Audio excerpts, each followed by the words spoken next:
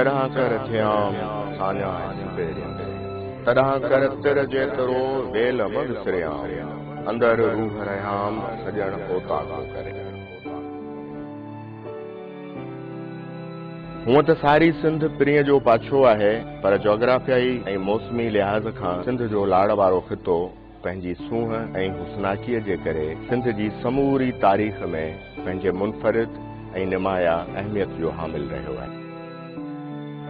लाड़पट जो ज़िलो बदीन एक तरफ़ त कुदरती ऐं मैदनी वसीलनि सां मालामाल आहे, त ॿिए तरफ़ ॾात जो ॾेह बि आहे, जिते लोक गीतनि जी गूंजार तारीख़ जे ख़ामोश गलियनि में ज़िंदगीअ वांगुरु गूंजे थी। अहिड़ी रीत ॾात जे हिन ॾेह में ॾात धणियनि ऐं ॾात जे क़दुरदाननि जो कॾहिं बि ॾुकार नाहे रहियो। बदीन शहर खां ॾखण तरफ़ 24 किलोमीटरनि जे मुफ़ासिले ते ऐं परियां पोढ़े समुंड खां 30 खन किलोमीटर ओभर उत्तर तरफ़ कढण शहर आहे। लतीफ़ जा वणजारा हिन ई रस्ते खां रहमकी बाज़ार खां थींदा विलायत में वखर वाहींदा हुआ। अहिड़े पस मंज़र रखंदड़ सरज़मीन जे शहर कढण में हेठिएं विचोले तबिके सां ताल्लुक़ रखंदड़ चाचा खमीसो अंसारी उन जो घर आहे।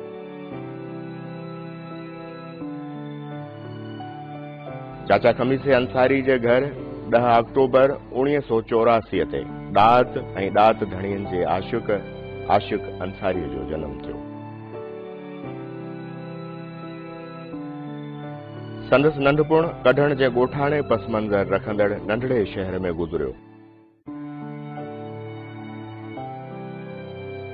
प्राइमरी तइलीम हासिल करण जे लाइ सन 1990 में गवर्नमेंट प्राइमरी स्कूल इसाक वाहिरो में खेसि दाख़िल करायो वियो, जितां 1995 में प्राइमरी पास करे गवर्नमेंट हाई स्कूल कढण शहर में दाख़िल थियो।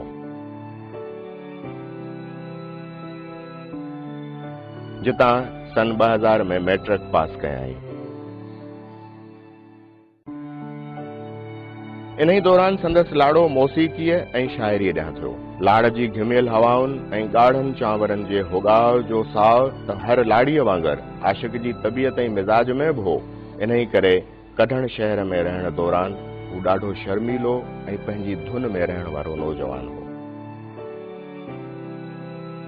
पर जीअं त संदसि नालो आशिक़ हो, इन्ही करे ई उन जे अंदर में सभिनी हिजाबनि ऐं तकल्लुफ़नि खे टोड़ण जी हिम्मत हुई। हिन सभु हिजाब टोड़े मक़ामी शाइरनि, सुघड़नि, फनकारनि सां लाॻापा रखिया। पोइ जीअं पोइ तीअं हिकु अणलखो एतमाद संदसि शख़्सियत खे निखारण लॻो। सन 2001 में आशिक़ हैदराबाद जे मुस्लिम साइंस कॉलेज में दाख़िल थियो, जितां 2003 में हिन इंटर जो इम्तिहान पास कयो। उन खां पोइ जाम शोरो, जंहिं लाइ हलीम बाग़ीअ चयो, असां लाइ सुहाईअ जो सर जाम शोरो, भली को वञी घर अॾे कंहिं कशां। आशिक़ बि पंहिंजूं 3 बहारूं ज़िंदगीअ जूं उन शहर जाना में गुज़ारियूं, जिते हलीम बाग़ीअ जहिड़े शाइर जूं 5 बहारूं गुज़रियूं।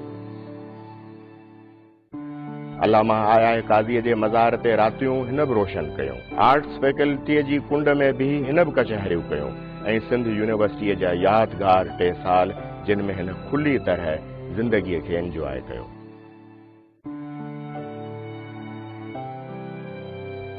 हैदराबाद ऐं जामशोरे में रहण दौरान हिन जूं सिंध जे तक़रीबन समूरनि नाले वारनि ॾाहनि, शाइरनि, लेखकनि, सियासतदान ऐं समाजी अॻवाननि सां कचहरियूं थियूं।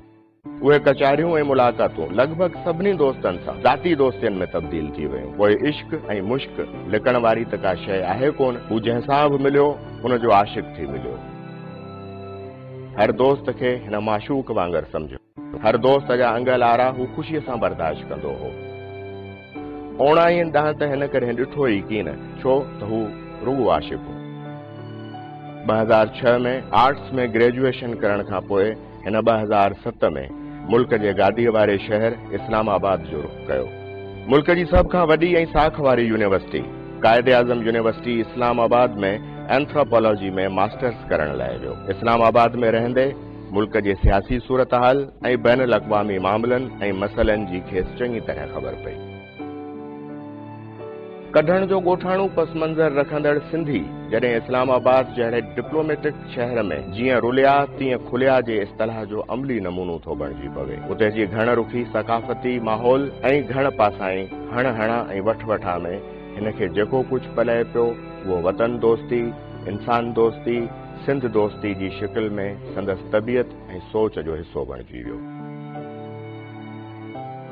कायदे आज़म यूनिवर्सिटी में पढ़ंदे हिन जा मुल्क जे सियासी ऐं समाजी अॻुवाणनि खां सवाइ सहाफ़ती अदबी हलकनि सां चङा तालुकात क़ाइम थिया, जंहिं संदसि एतमाद खे अञा बि वधायो ऐं संदसि शख़्सियत में हिकु अझल उथल खे परवान चढ़ायो। लाड़पट जे सदा हयात फर्ज़ंद शहीद फाज़िल राहू जी सियासी ज़िंदगीअ ते हिन मोनोग्राफ लिखियो, जंहिंजो उनवान हो द पॉलिटिकल स्ट्रगल ऑफ शहीद फाज़िल राहू। 2008 में आशिक़ एंथ्रोपोलॉजी में MSc करण खां पोइ वापसि पंहिंजी जनम भूमि ॾांहुं मोटियो त आशिक़ हिकु ॿियो आशिक़ हो, जंहिं वटि हाणे इल्मु बि हो, ॾांहुं बि हो, हिमत ऐं एतमाद बि हो ऐं इश्क बि हो, जंहिंखे मोहबती मेड़ण वारे अज़ली ज़िम्मेदारी पूरी करणी हुई। दोस्तनि सां कचारियूं, साणनि हली मली वञी मिलण, रुठलनि खे परचाइण, वेझनि खे अञा वेझो करण संदसि महबूब मशग़लो बणिजी वियो। वक़्तु कंहिं ते केतिरा पाह थो रखे, सो त वक़्त जो सवाब दीदी इख्तियार आहे। वक़्तु गुज़रियो, रोलाकियूं वधियूं, पोइ हुन चयो त छे काहे छेगुरो, खेसि वारनि वंग में सोगो बजे। 14 फरवरी 2012 वैलेंटाइन्स डे ते आशिक़ निकाह जे बोल में ॿधिजी घोट थियो।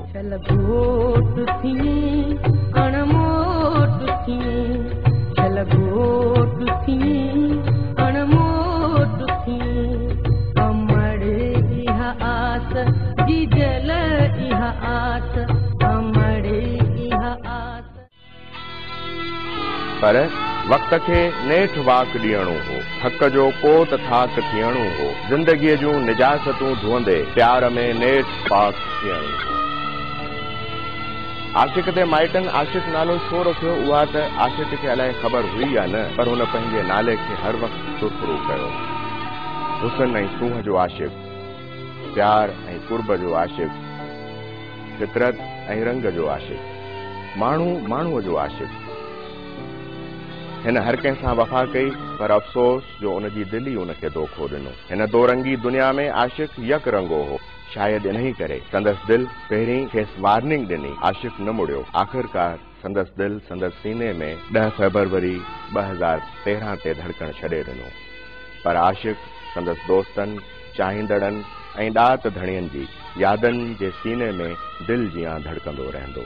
लतीफ़ साईं जे बकौल त चेतारियां चुणकनि विसारियां न विसरे, वीअरो तार ॾुखनि सॼण भॻे हद।